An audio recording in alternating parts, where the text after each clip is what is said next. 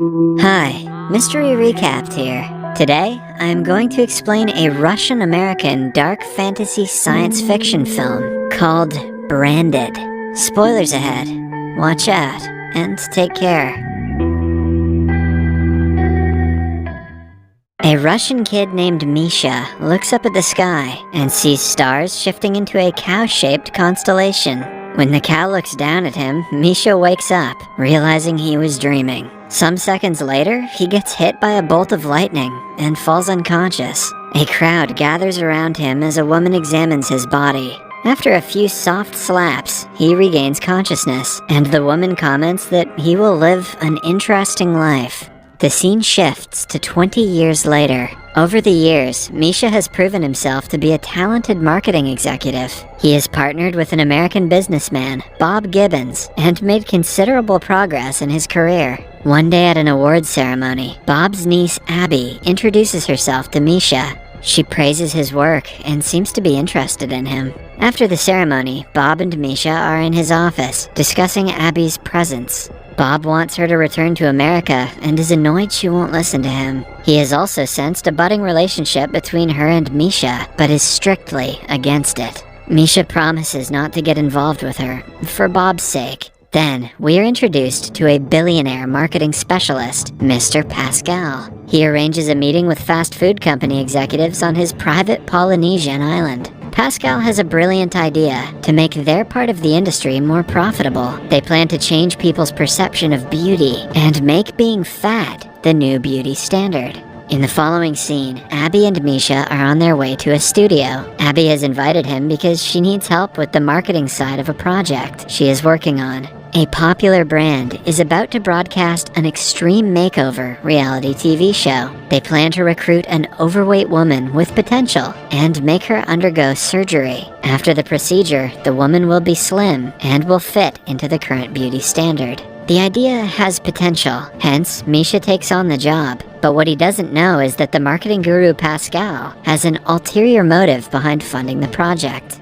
A flashback shows us how Misha discovered his talent for marketing. A few years ago, shortly after the fall of the Soviet Union, he worked at a shop. He helped the owner with different tactics of marketing that made him a lot of money. However, when Misha asked for a raise, he was kicked out immediately. That is when he met Bob. Initially, he thought Bob was an American spy who wanted him to work against the Russian government. Later, he realized that Bob didn't want info on the government, but the common people. He wanted to form an American-Russian advertising agency, which was only possible with a Russian man's help. And so, Misha's career as a marketer-spy began. Over the next 15 years, he designed the first Russian campaigns for a host of Western brands, one of which is a fast food chain called The Burger. It is one of the businesses supported by Pascal. Back in the present, Abby and Misha spend more time together for work. According to Misha, modern marketing was invented by the politician Vladimir Lenin, and communism is the first truly global brand. Impressed by his profound thought, Abby wonders how he is still single. Misha tries his best to refrain from being attracted to her, but he cannot help it. One day, when they are stuck in a long traffic jam, things get steamy. They do not realize the inside of the car is visible through the window and get caught in the act by Bob. He interrupts them and punches Misha in the face for doing something he was exclusively told not to. Starting the next day, the broadcast of the reality TV show begins. They hire a chubby woman named Veronica to be the only contestant. The show instantly becomes a hit, as people are eager to see how she looks after the surgeries. One day, before the procedure, Veronica gets cold feet. She sends a video message to Misha and Abby saying she doesn't want to go through the procedure anymore, but she doesn't have the option to back out this far into the game. The surgery goes well, much to Misha and Abby's delight. They celebrate by dancing and drinking, hoping to see a new Veronica tomorrow. However, the next day, they get horrible news. Veronica never came out of anesthesia and has fallen into a coma. Abby panics and blames herself for the mishap. They treated a woman like a play doll and are facing the consequences. The media and the public who had been following the show closely are enraged. In the moment of emergency, Misha becomes the scapegoat for the company. He and Abby are arrested for fraud and thrown into jail. It is then revealed that the failed show was all a part of Pascal's plan. He wanted to change the beauty standard to fat. Hence, he showed people the disadvantages of trying to be thin and created an environment of mass hysteria. The panic is so intense that people start believing they are doing something wrong by always trying to lose weight.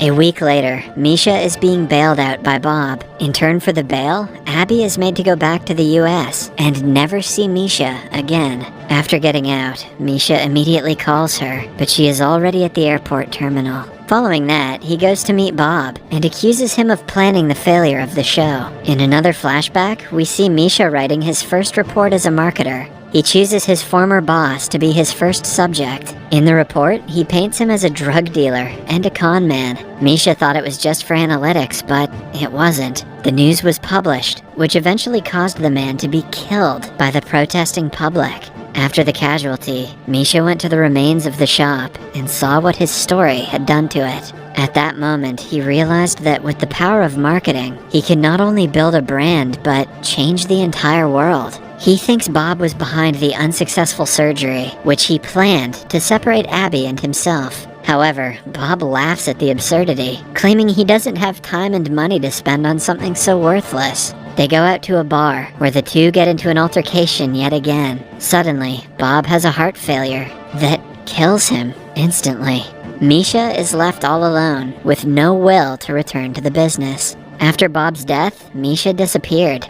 6 years later, Abby returns to Russia and starts looking for him. Following the leads one after another, she ends up on a farm and finds Misha working as a shepherd in the middle of nowhere. He doesn't want to return to the city because his job has always harmed people. First his former boss, then Veronica. Abby, who still loves him, decides to stay with him for a few days. One night, Misha dreams of the same cow that he had seen years ago. The animal describes a ritual to every minute detail and asks Misha to perform it. Even after waking up, he remembers everything he was told in the dream. The details are so clear to him that he blindly builds a structure out of wood. Then he brings one of his red cows to the structure and sacrifices it for the ritual. The next morning, he bathes in the cow's ashes and completes it, but by the end, he falls unconscious due to exhaustion. Over the years that he was on hiatus, the world has changed drastically. Fast food chains have taken over Russia, and being fat has become the new fabulous. Oversized models, toys, superheroes, and actors are the ones winning in society. The burger restaurant especially has reached the highest form of success and has made the public addicted to its products. After finding Misha unconscious on the field, Abby brings him back to Moscow. He is glad that she helped him, but is in bad condition. He sees a creature by Abby's head that is only visible to him. At home, Misha is met with another surprise when he is told that he fathered a baby 6 years ago. His name is Robert, and he is also addicted to fast food. Misha sees several creatures tagging from Robert's neck, but doesn't tell Abby. An entire day passes, but his hallucination doesn't go away. The next afternoon, the family goes on a walk. Misha notices that the creature tagging along with Robert is the symbol of the burger company. The company's branch has a massive creature on top of it that feeds off of its customer. Similarly, every company has its own tag that is manipulating people into buying things from them. It turns out that after the ritual, Misha was given a unique power to see how the public is being manipulated. For the next few days, everything goes well. Abby, Robert, and Misha live like a happy family, but Misha knows that he cannot let his son be manipulated alongside millions of innocent people. One day, he loses his cool and starts breaking things at the house. Abby catches him in the act and flies back to America with Robert. She also leaves Misha a message asking him to be gone when they return from the trip. When left alone with no hope, Misha joins a creative advertising company, this time with the motive to end what the brand started. As a first step, he arranges a meeting with Chinese businessmen looking to establish a vegetarian restaurant chain, Dim Sung. He bluntly tells them that the idea won't work because people are obsessed with hamburgers at the moment, but he also suggests an alternative way to market the product, that is to destroy the competition. They spread the news that meat in burgers is not safe. With the recent new disease going around, people are quick to believe it. The company then advertises their new product, called the Meat Tester. It is a device that checks the quality of meat instantly. But the politicians who are used to profiting off of the restaurants do not allow the campaign to flourish. The health minister even eats a hamburger on live television to show people that it is safe. The Chinese businessmen go into a huge loss, but Misha is satisfied with the results of the project.